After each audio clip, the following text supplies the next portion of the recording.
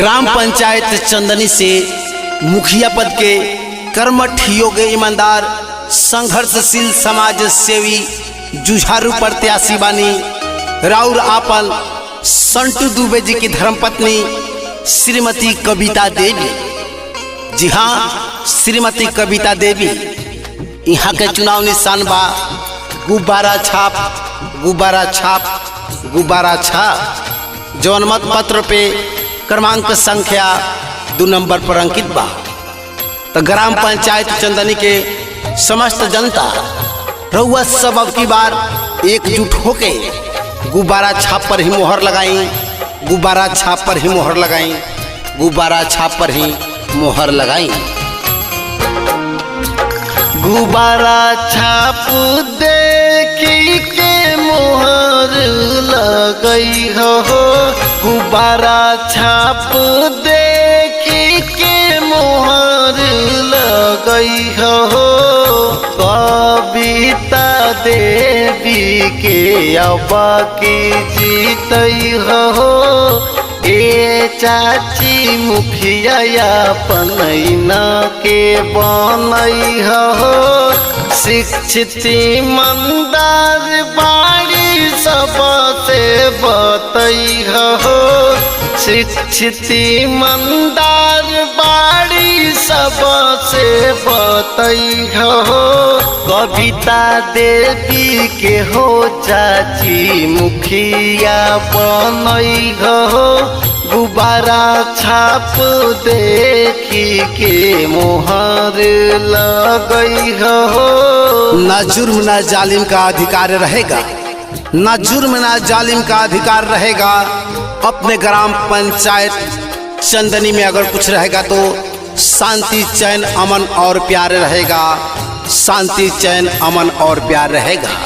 इसके लिए आप सब एकजुट होकर के गुब्बारा छाप पे मोहर लगाएं, गुब्बारा छाप पे मोहर लगाएं, गुब्बारा छाप पे ही मोहर लगाएं जो क्रमांक संख्या 2 नंबर पे अंकित है। सबका इनकर बावे इरादा करी है विकास पक्का करता रिवादा। ऐसे अब की बार यह के जितावे के बाद याद रखे के बाद याद रखे।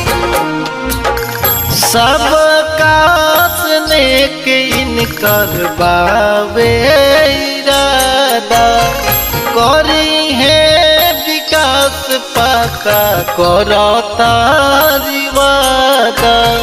भैया भाभी सुन जब बुथवा पर जई हो, गुब्बारा छाप देखी के मोहर लगई हो।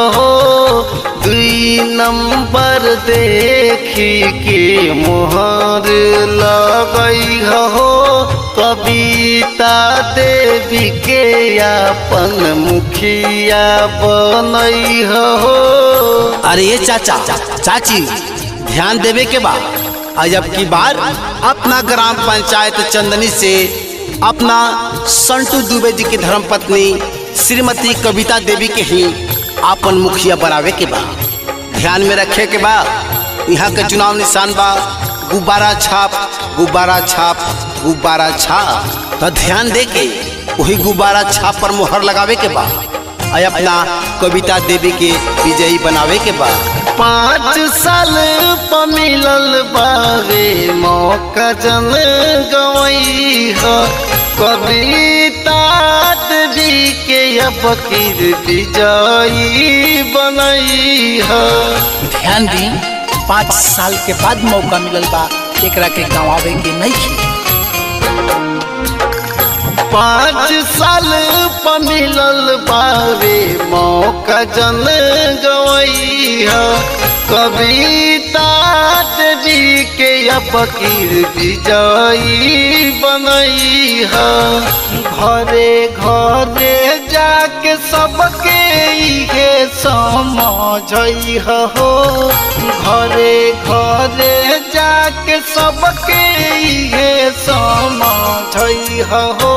गुब्बारा छाप देखी के मोहर लगई हो कविता देवी के अपन मुखिया बनई हो कविता देवी के अपन मुखिया बनई हो गुब्बारा छाप देखी के मोहर लगई हो।